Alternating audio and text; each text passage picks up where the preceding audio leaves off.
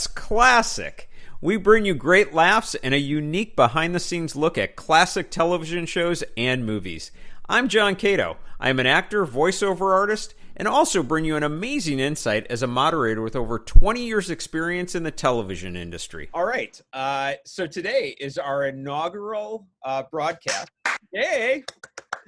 of That's Classic. It's just going to be a fun behind-the-scenes look at television shows and movies. My name's John Cato. I'm an actor, voiceover artist, and I'm also a moderator for most of the television networks and streaming services. And today, my guest host is my dear friend, Bob Bergen, also known worldwide as the voice of Porky Pig and so many other animation characters that I could probably do a podcast just on his characters. He's also a governor for the Academy of Television Arts and Sciences for the Performers Group. And quick fact, he also hosted Kids Jeopardy. So welcome, Bob. It's great to have you here. I want you to tell everybody where you got that bitchin' name for your show. I would like to say that I am known for saying that, and Bob actually suggested that I should name the podcast that, because I always look that's classic. Right now, and as we were discussing doing this, I'm looking at an email right now where your top line is, "Oh, that's classic." So this was organic. It was very organic, and you know what? I appreciate that, because I want the whole podcast to just be that way anyway. I just want to. Yeah, I know. And for people who are listening right now, we started talking before we started, and I was like, "No, don't do that. Let's just push the button and record." Because I was afraid we're going to be like, "Hello, everybody. How are you? How are you?" And let me go by this script. So today we're going to talk about two shows that Bob and I both love. Well, we're not. We're only going to talk about one, because I can't use that. No, that's spontaneity. Keep it in. Keep it in. Well, first of all, we're going to talk about the Brady Bunch, which is near and dear to my heart, and I know that you as well. Maybe even on a deeper level, I have to say. Yeah, I mean, first of all, what's the first thing that comes to mind when you think of the Brady Bunch right now? That the lack of residuals those poor actors got. I mean, I think I was at some event in Hollywood about a year or so ago, and I saw Susan Olsen. Yeah. And I was asking her about, the renovation show, and I said, "How are you guys doing?" She goes, "I'm making more money on this than I have in the entire 40 years of all the Bradys put together." Oh my God! Now, they did not make any residuals. Well, they made some, but residuals kind of run out. And the Residual Formula, I mean, the show went off the air in '74. The Residual Formula that we're living today, I think, started in '70, '71. Oh. So perhaps the first few years they didn't get any. I don't know. know. Is that painful? And by the way, you mentioned the HGTV show. Yeah. We've talked a little bit about this, but yeah, tell me about what that was like, because you obviously had a special experience with that. Well, I didn't actually go to the show. I went before and after. Oh, okay. To the house. The house. Yeah. I mean, the house it's in North Hollywood. It's not too far from the Beverly Garland Hotel off of Vineland. And it's one of those things you drive people to. I mean, if people are interested, the Happy Days house.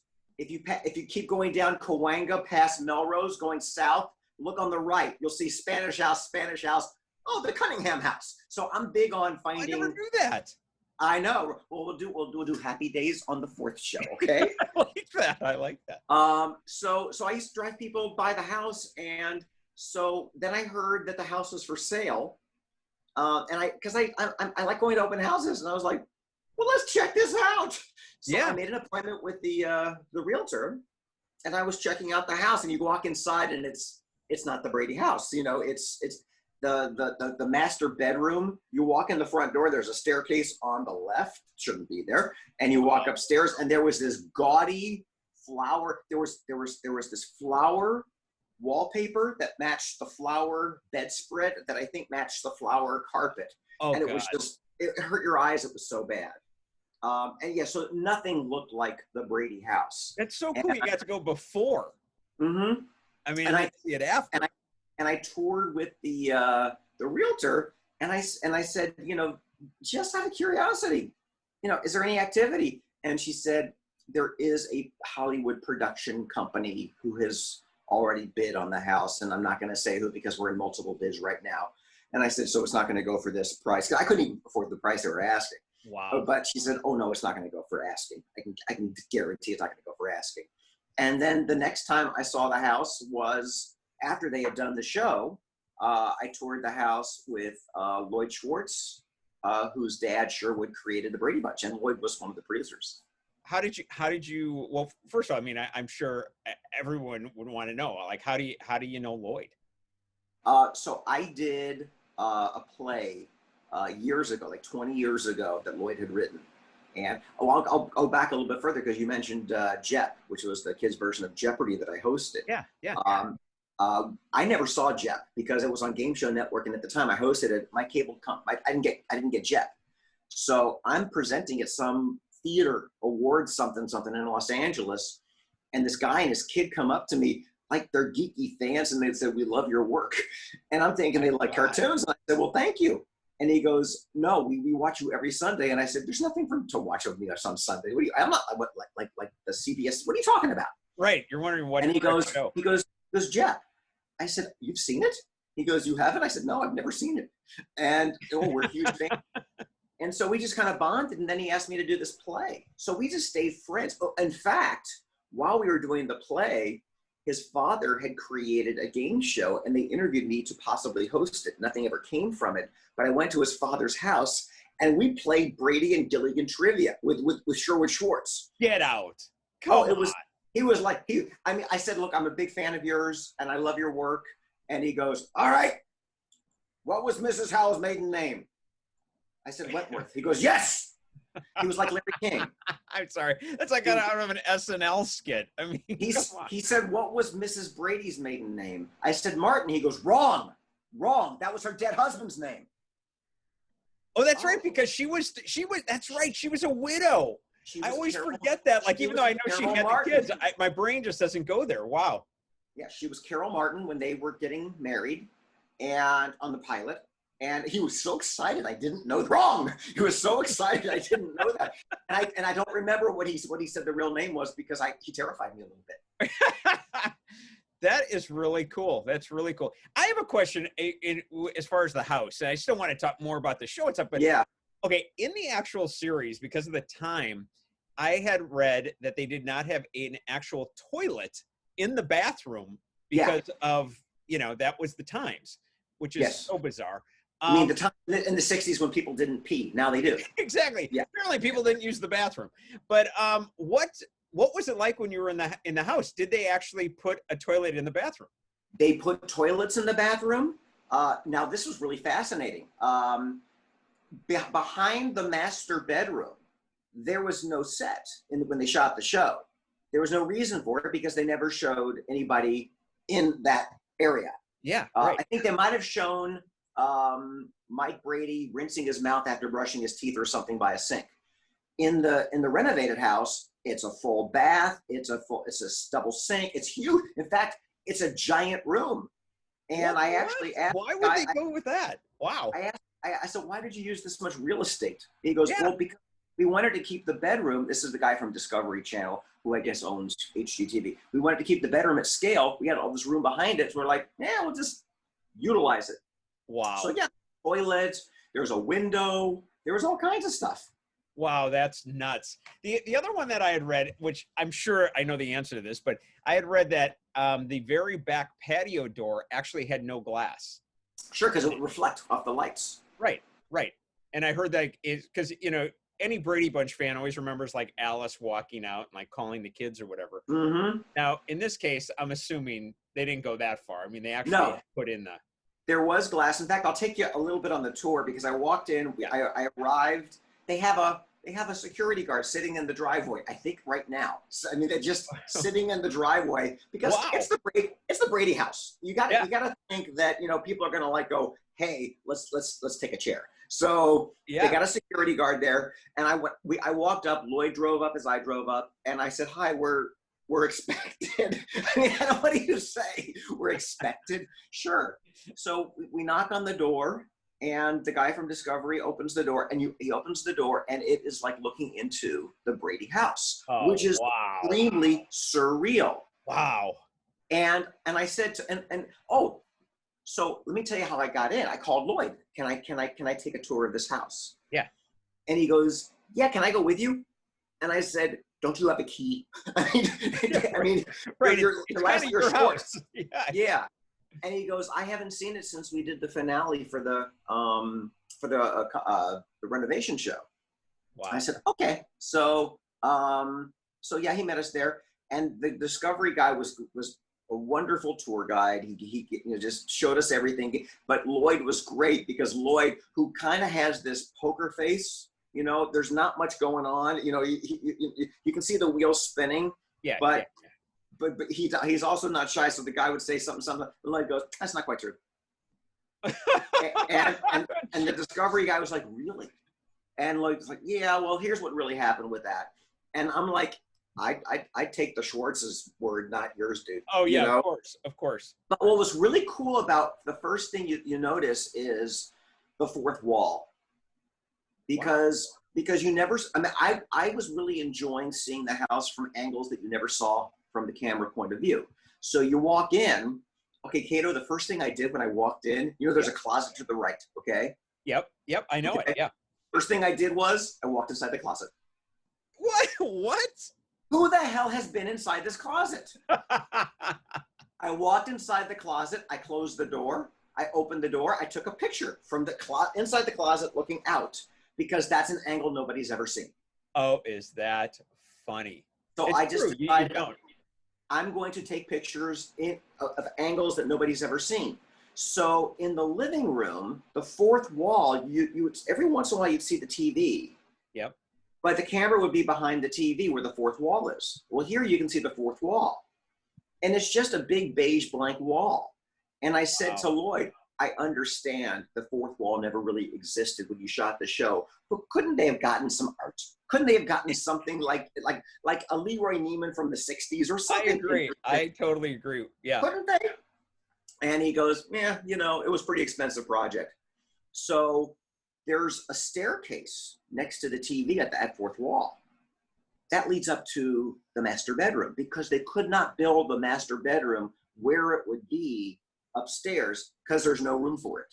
Now, is that, when you say there's no room for it, was it because if you're looking at the house from the street level, is it because you can't go higher because it would ruin the effect of the house? Yeah. So when they built up, they had to do it in a way that when you still saw the front of the house, it didn't give the illusion that they had built up and back, and they built really far back. Wow. So I think more than half of the backyard was the extension out, where they had to build the kids' bedrooms. Wow, that is wild. But there was no place for them to build. They couldn't have built the master bedroom, because logistically, if you look at the front of the house, it doesn't work, even on the show. Right. The upstairs, when you're facing the house, the upstairs is on the left. When you're inside the house, the upstairs is on the right. Now, Mike's an architect. Sherwood Schwartz is a producer. They should have figured this out. An architect. That's the best part. By the way, we're going to backtrack a little bit. Yeah, go ahead. I did say to Sherwood Schwartz, this was not the house from the pilot. He goes, you're right. He was very excited I was right about that. I knew that. I said, where is that? I think Lloyd said that's off of Fryman Canyon. In the hills. I never knew they had a different house for the pilot. They had a different house for the pilot. They had a very similar looking kitchen. So it was supposed to be the same house, but it was not the same house. Oh, is that wild? So tell me this. When you were up in like the kids' bedrooms, which by the way, I'm sure everybody that's ever watched the show, it's weird, but when you were a kid and you're watching it, you have different areas of the house that you are kind of like, I kind of wish I had been there, Yeah. Like the boys' bedroom and that back den area off the kitchen. I always wanted to just be able to be there. What was that like? Surreal. Again, in the kitchen, I took pictures with my, so the island, the little orange island, right, with the stove and everything. Alice was always Okay, and to the left is a refrigerator, and behind that are cabinets. So I stood with my back to those cabinets, looking out at the table, at the kitchen table. Again, an angle you don't get to see on TV. Yeah, I agree. And took tons of pictures. I opened up the fridge, took tons of pictures. I took pictures into that little paneled den, took tons of pictures. Yeah. The coolest part about this whole tour was they let me sit on the furniture. Oh, wow. So I laid in Greg's bed. I laid in Bobby's bed. I didn't go up the bunk bed and lay up there. Yeah, but I know. But I went to the girls' room. I laid next to Kitty Carryall. Okay. They actually had Kitty Carryall sitting in the room. Yeah, I don't know if it was the original, but I had a moment with her. Oh my God, Kitty Carryall! Wow, that's really taking it far. The hey, by the way, going back to Susan Olsen. Yes. Who I went to high school with. You went to high school with Susan Olsen? Well, she was a year older than me, but I did graduate with Cousin Oliver, with Robbie Rist. Okay, that's totally wild. Okay, I got one for you on Susan Olsen. All right. I read that her lisp was actually for real. That was for real. And she at 19 she had surgery to, I guess, get rid of the lisp. I never heard about the delisping surgery part, but I did hear a story that Sherwood told when he was auditioning kids. She came in and he said, "Have you been on TV?" And she said, "Oh yes, I did Gunsmoke." And he, like she got the part on Gunsmoke. She got the part. Oh my gosh, that is really wild. By the way, too, that you went to school with.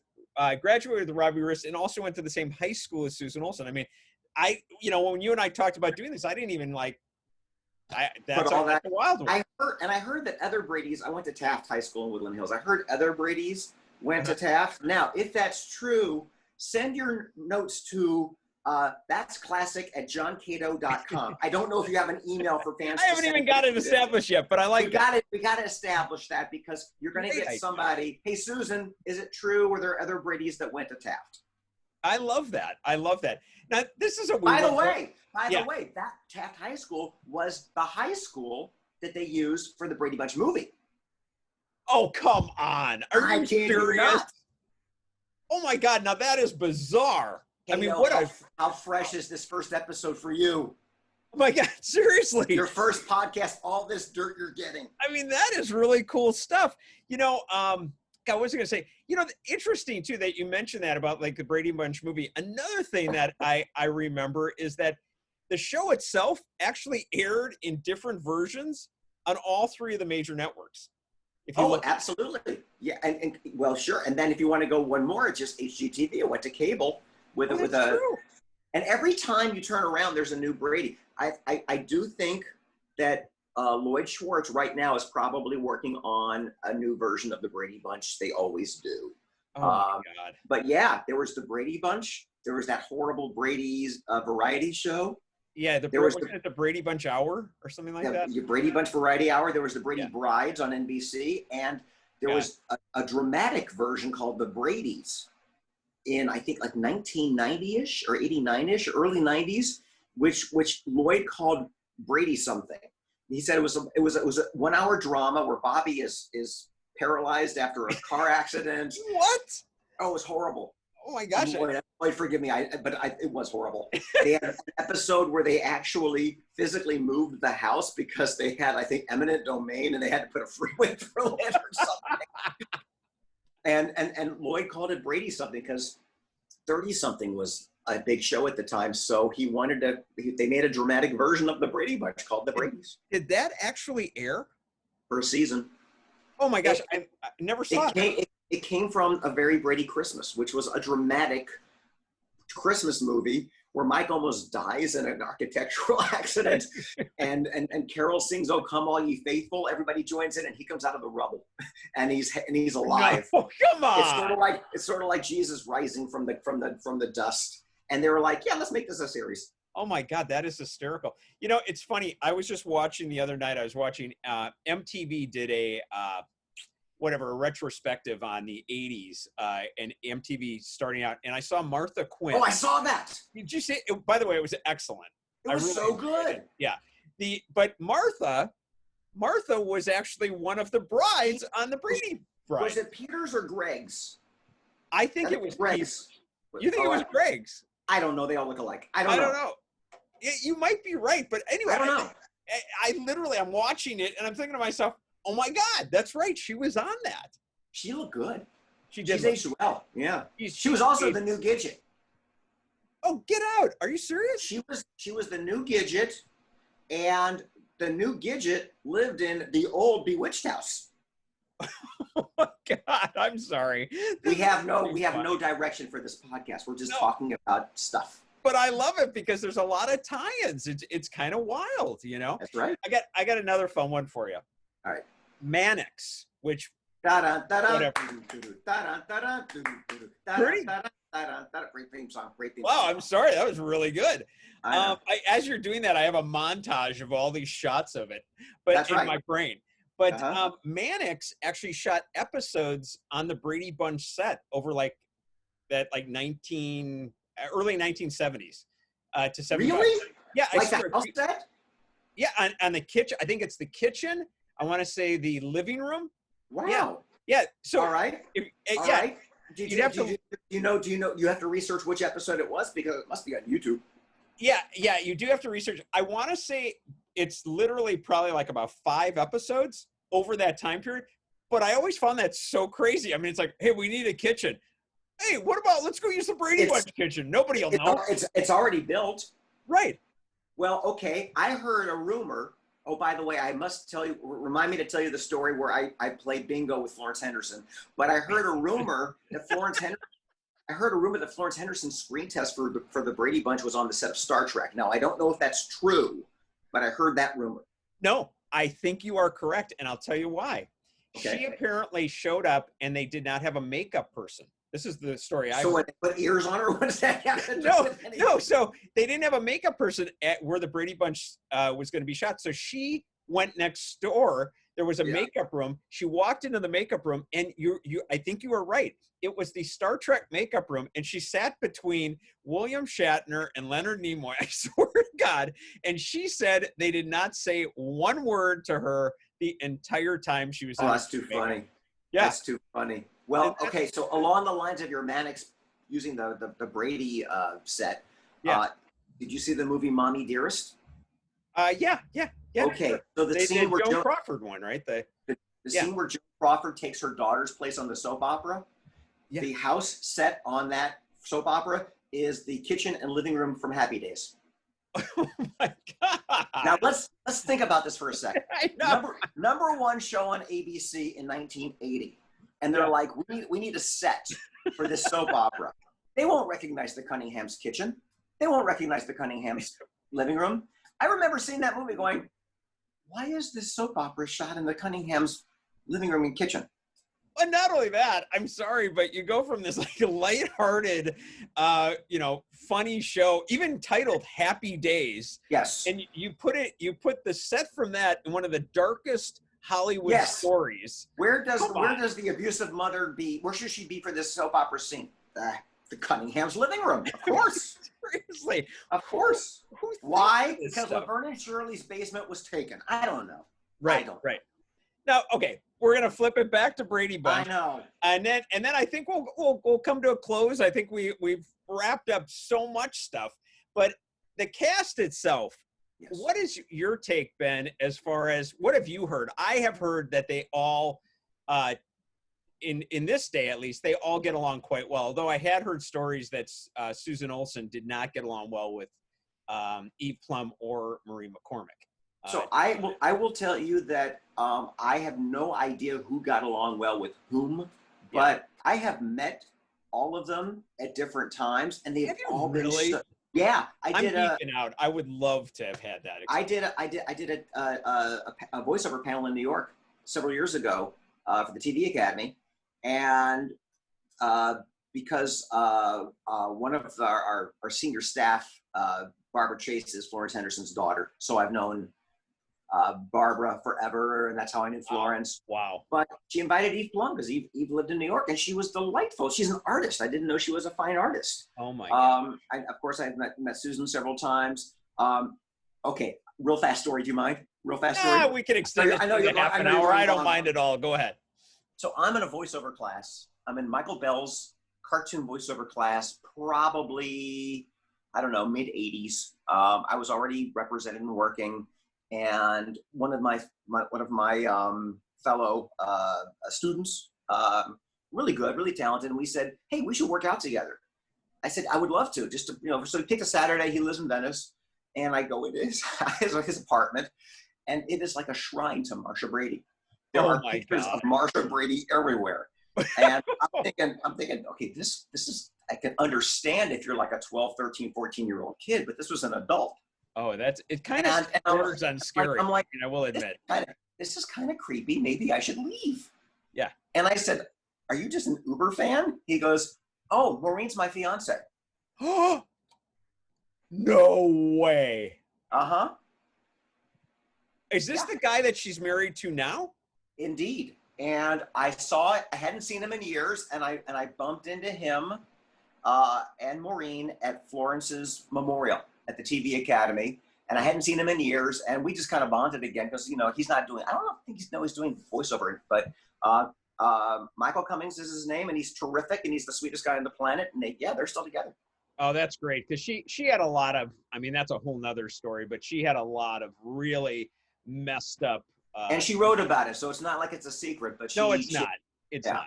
That's a good book, by the way. I actually enjoyed that book. But I think anybody that's a fan of the Brady Bunch, I can't think of the title of the book right now, but that she wrote, will be blown away by that book because she lived if you had to do a 180 on what her life would be compared to Marsha Brady, that is it.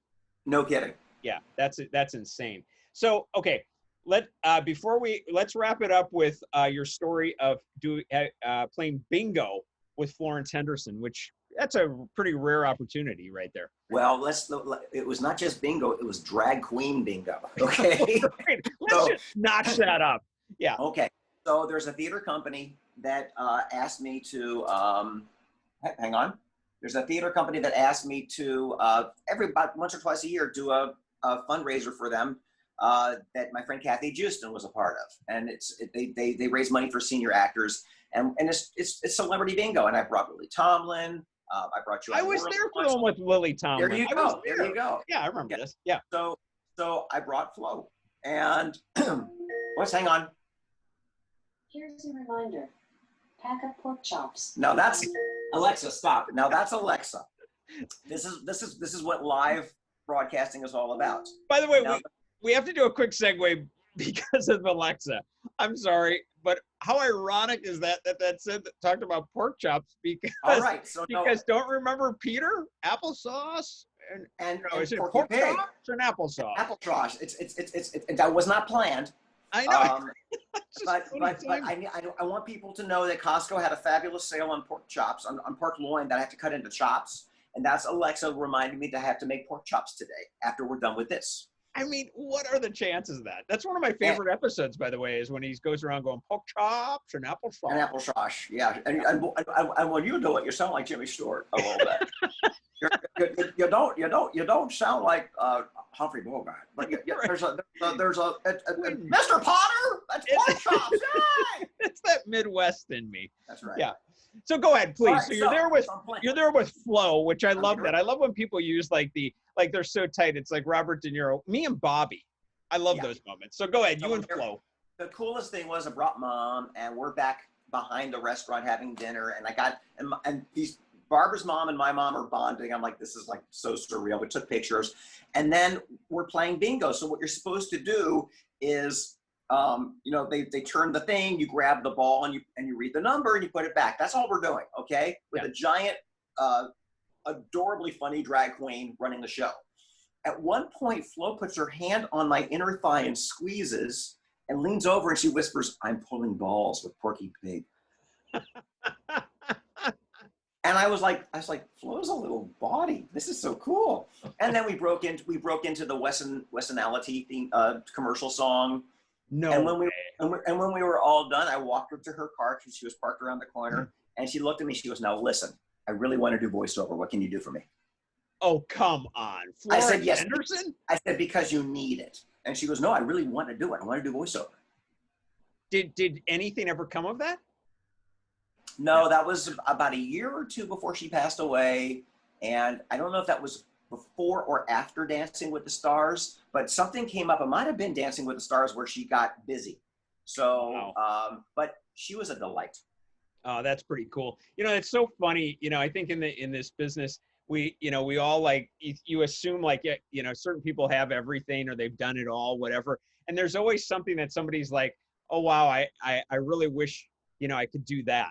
It's just so ironic. I just think that's what makes this business so crazy. But anyway, all right. Well, listen, thanks so much for doing this with me. I've had a blast, and we'll do another one, and we'll be doing it on the Munsters.